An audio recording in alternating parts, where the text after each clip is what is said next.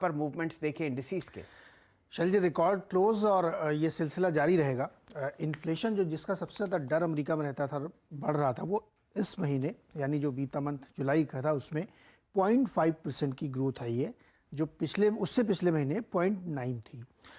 ये जो है बहुत बड़ी बात है, क्योंकि जो बार बार वहाँ पे फेड कह रहा था या वहाँ की गवर्नमेंट कह रही थी कि ये ट्रांजिटरी है, धीरे धीरे ये सॉफ्टन हो जाएगा। एक्चुअली वैसा हुआ। होने के पीछे दो रीज़न थे। एक तो यूज्ड कार जिसकी वजह से बहुत ज़्यादा महंगाई वहाँ बढ़ रही थी, वो सॉफ्टन हुए हैं, और ल्यूम्बर यानी लकड़ी बहुत मल्टी ईयर हाई गया था, अब वो 6 मंथ के लो पे चल रहा है। तो बहुत सारे लोग ल्यूम्बर से मार्केट को कनेक्ट करते हैं, उसके प्राइसेस नीचे आए हैं। तो इसकी वजह से इन्फ्लेशन का जो बढ़ने की रफ्तार थी वो नीचे आ गई है। तो कई सारे फ्रंट पे राहत मिली। इसलिए आप देखिए डॉलर दुनिया की जो दूसरी करेंसी उसके बास्केट के सामने सॉफ्ट हो गया है।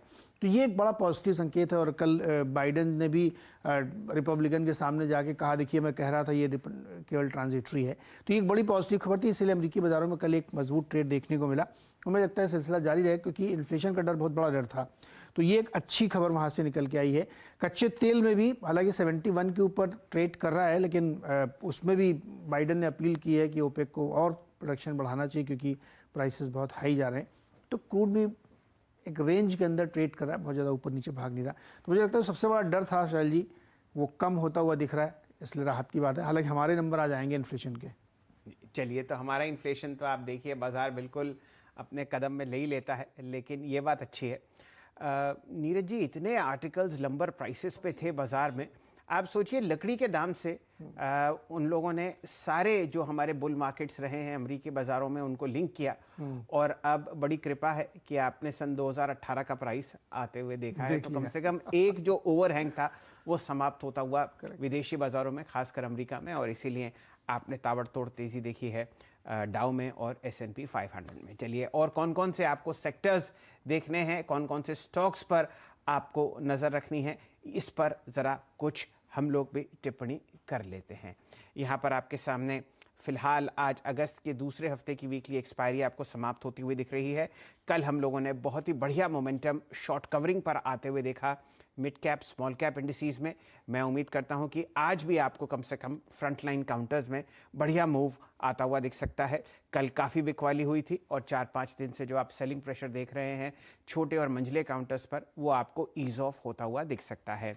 जैसा कि वाजपेयी साहब ने बताया कि डाउ और S&P से बहुत ही बढ़िया आपको संकेत आते हुए दिख रहे हैं, तो वो एक बढ़िया ट्रेड आपके सामने लॉन्ग साइड पर बुल्स के लिए बनता हुआ दिखेगा। US विक्स, वहाँ का फियर इंडेक्स भी आपको गिरता हुआ दिखेगा लगभग 5%। हमारे बाजार में आप देखेंगे कि काफ़ी सारे स्टॉक फ्यूचर्स में आपको शॉर्ट कवरिंग होती हुई दिखेगी।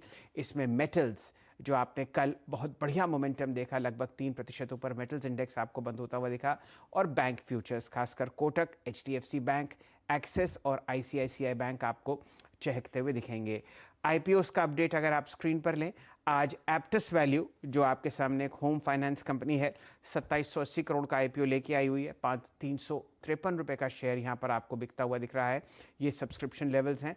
केम्प्ला सानमार में आप समझिए कि 3850 करोड़ का IPO है, और 541 करोड़ का आप देखिए 541 रुपये प्रति शेयर यहाँ पर आपको स्टॉक मिलता हुआ दिखेगा। ये IPOs जो बंद हुए हैं वहाँ पर सब्सक्रिप्शन लेवल्स आपके सामने आते हुए दिख रहे हैं। कार ट्रेड जो कि पूरा का पूरा OFS था, लगभग 2998 करोड़ का, 21 गुना सब्सक्राइब हुआ। रिटेल से काफ़ी डिमांड कार ट्रेड में आपको आती हुई दिखी, और 1618 रुपये प्रति शेयर कार ट्रेड ने अपने IPO में ये पहल की है। नुवोको विस्टास, हमारे देश की 5वीं सबसे बड़ी सीमेंट कंपनी को इस तरीके का रुझान नहीं मिला अपने 5000 करोड़ के IPO पे जिसकी उम्मीद थी, लेकिन ये एक बहुत ही फर्स्ट क्लास काउंटर है। यहाँ पर देखते हैं किस तरीके की लिस्टिंग होगी। स्टॉक प्राइस आपके सामने था IPO में 570 रुपये प्रति शेयर। आज कहाँ कहाँ आपको नज़र रखनी है, IRCTC पर आप ध्यान दीजिए। पहली तिमाही के नतीजे, और सबसे अहम बात, एक स्टॉक स्प्लिट पर चर्चा इस कंपनी का बोर्ड आपको करता हुआ दिखेगा।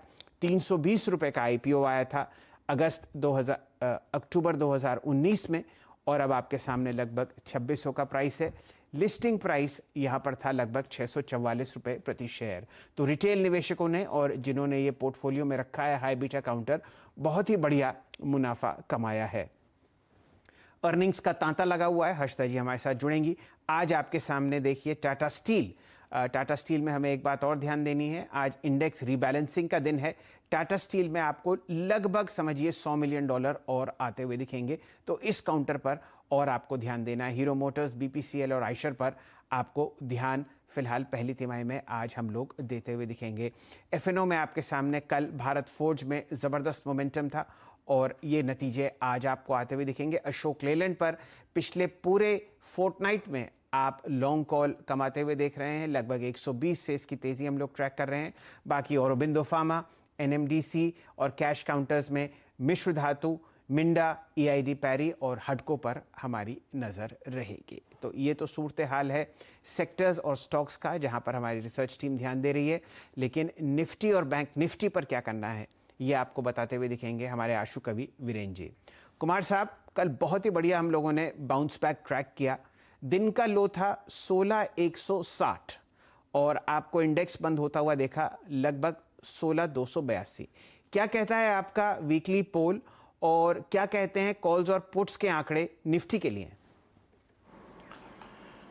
जी शैल जी, वीकली पोल में अप्रॉक्सीमेटली 70% जो डेरिवेटिव एनालिस्ट थे और उनका जो मत था वो था 16,400 से 300 के बीच में अगर आप देखें एक्सपायरी हो सकती है। 30% ने मेंटेन अपना दिया करीब करीब 16,300 से 200 की रेंज में। ज़्यादातर मेंटेन जो था वो था 400 से 300 की रेंज में। अब आते हैं हमारी कल की अप्रोच और क्या करना चाहिए। देखिए, थोड़े से अप्स एंड डाउन्स, कभी ये सर्कुलर, कभी वो सर्कुलर, कभी यील्ड, कभी एक रात देखें डॉलर इंडेक्स, ये सब इन लेवल्स पे इंडेक्स के चलता रहेगा। बस रणनीति के तौर पे फोकस इस चीज़ पे कीजिए कि आपका वीकली कॉन्ट्रैक्ट कहता क्या है, कॉल राइटर कहाँ खड़े हैं, पुट राइटर कहाँ खड़े हैं। कल की हमारी अप्रोच थी, अगर आप देखें, आपको 16,330 और 340 ये बेस्ट जोन है, इससे ऊपर इंडेक्स नहीं है।